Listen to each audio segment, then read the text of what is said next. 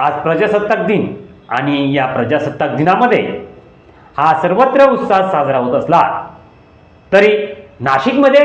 उडाला गोंधळ आणि या गोंधळामागचं कारणही तसंच भीषण आहे।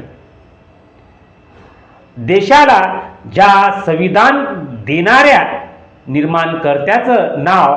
आजच्या प्रजासत्ताक दिनी घेणं हे अनिवार्य असताना सुद्धा जिल्ह्याचे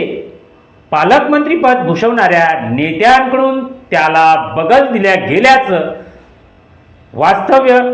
एका महिलेने उपस्थित केलं। आज आपण लोकशाहीच्या युगात आणि जनसामान्यांच्या हितासाठी असलेल्या लोकराज्यामध्ये राहत असताना ज्या संविधानाच्या माध्यमातून मानवी हितासाठी सुरू असलेली ही राज्यघटना जर ज्या निर्माणकर्ते डॉक्टर बाबासाहेब आंबेडकर यांच्या नावाचं उल्लंघन झाल्यामुळे एक संतप्त झालेली महिला कर्मचारी हिने गोंधळ निर्माण केला। नमस्कार, मी संतोष पिंगळे। देशाचं संविधान आणि असलेला स्वातंत्र्य लढा याला आजच्या प्रजासत्ताक दिनी एक खूप मोठा इतिहास जरी असला तरी लोकशाही निर्माण करण्यासाठी लहान समाज घटकापासून तर मोठ्या न्यायमूर्तीपर्यंत आणि लोकशाहीच्या असलेल्या विविध राजकीय पदापर्यंत जी अंमलबजावणी होते ती त्या संविधानातूनच होते आणि त्या संविधानाचे निर्माते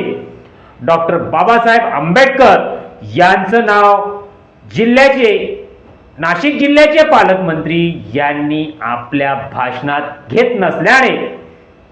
वन विभागात कार्यरत असलेल्या महिला कर्मचारी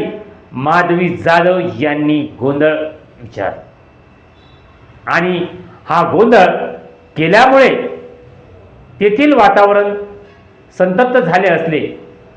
तरी ज्या डॉक्टर बाबासाहेब आंबेडकरांनी आपल्या जीवनाचे परिणपणाला लावून दिलेली आहुती, दिलेला अभ्यास आणि त्यातून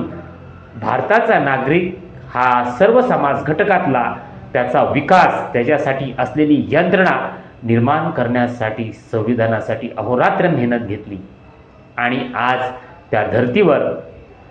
पालकमंत्री पद नव्हे तर विविध विभागात कार्यरत कर्मचारी अधिकारी यांना जो सन्मान वा पदभूषण दिलं मिळतं ते त्या संविधानामुळे आणि त्या बाबासाहेबांचं नाव या पूर्ण भाषणामध्ये घेणं अपेक्षित असताना डॉक्टर बाबासाहेब आंबेडकर यांचा नाव पुसण्याचा हा प्रयत्न पालकमंत्र्यांनी केला असल्याचा घणाघात त्या महिलेने केला आणि तो वाजवी आहे। तरी एवढंच नाही तर मला मिळालेलं पद, पालकमंत्र्यांना मिळालेलं पद आणि या राजकीय आणि सामाजिक लोकशाहीच्या देशामध्ये ज्या संविधानकर्त्याचं नाव घेणं पालकमंत्र्यांना अपेक्षित होतं ते त्यांनी घेतलं नसल्याचा त्या महिलेने केलेला आरोप हा असला तरी या ठिकाणी पोलिसांनी त्यांना ताब्यात घेतलं। त्या ठिकाणीही निर्भीडपणे आपलं मन मांडत असताना त्यांनी सांगितलं की मी माफी मागणार नाही आणि मला माती काम करावं लागलं तरी चालेल, मला दुसरी कामं करावी लागली तरी चालतील आणि मीडियाचं माझं काही घेणं देणं नाही, परंतु संबंधित पालकमंत्री गिरीश महाजन यांनी या ठिकाणी डॉक्टर बाबासाहेब आंबेडकर यांचं नाव न घेतल्याचा आरोप त्यांनी व्यक्त केला। नाशिक जिल्ह्याच्या आजच्या प्रजासत्ताक दिनी तेथील विकास कामाच्या दृष्टिकोनातून अनेक प्रकल्प सुरू केल्याबाबतचा उल्लेख पालकमंत्री गिरीश महाजन यांनी केला। त्यावेळेस तेथील आमदार, जिल्हाधिकारी, जिल्हा पोलीस अधीक्षक आणि इतर मान्यवर मंडळी उपस्थित असताना पालकमंत्र्यांचं पालकत्व हे जिल्ह्यापुरतं आहे आणि त्यासोबतच ते राज्यातील मंत्रिपदाचा दर्जा घेऊन असतानाही त्यांनी त्या महामानवाचं नाव घेणं हा त्या महिलेचा आरोप आहे. एवढंच नाही, मला एकट्याला नव्हे तर अनेक महिलांना,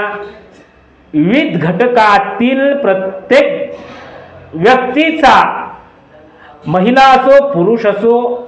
एवढंच नाही तर आरक्षणाच्या मुद्द्यापासून विविध धोरणं, आर्थिक धोरणं घडवण्यामध्ये ज्या संविधानाची महत्त्वपूर्ण भूमिका आहे त्या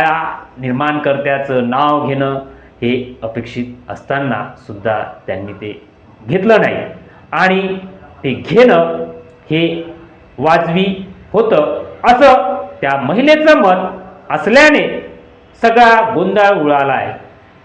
आणि त्यांनी स्पष्टपणे सांगितलं की मी सदर वक्तव्याबद्दल वा गोंधळाबद्दल माफी मागणार नाही, कारण मी आणि ज्या संविधानामुळे हा देश चालतो त्या व्यक्तीचं नाव आता येईल मग येईल भाषणामध्ये याची मी प्रतीक्षा करत होते, परंतु पालकमंत्र्यांनी ते नाव पुसण्याचा वा टाळण्याचा प्रयत्न केल्याचं परखड मत वन विभागात कार्यरत महिला कर्मचारी माधवी जाधव यांनी स्पष्ट केलं. त्यांना हा गोंधळ थांबवून पोलिसांनी ताब्यात घेतलं असलं तरी त्यांनी आपली परखड भूमिका ही कायम ठेवली असून मला काहीही झालं तरी बाबासाहेबांचं नाव पुसण्याचा प्रयत्न करू नये असा इशारा त्या महिलांनी दिला. नाशिकमध्ये झालेल्या या घटनेवर आपली काय प्रतिक्रिया आहे ती आपण नोंदवावी आणि खरोखरच संविधानकर्ते डॉक्टर बाबासाहेब आंबेडकर यांच्यामुळे मी नव्हे तर माझ्यासारखे असंख्य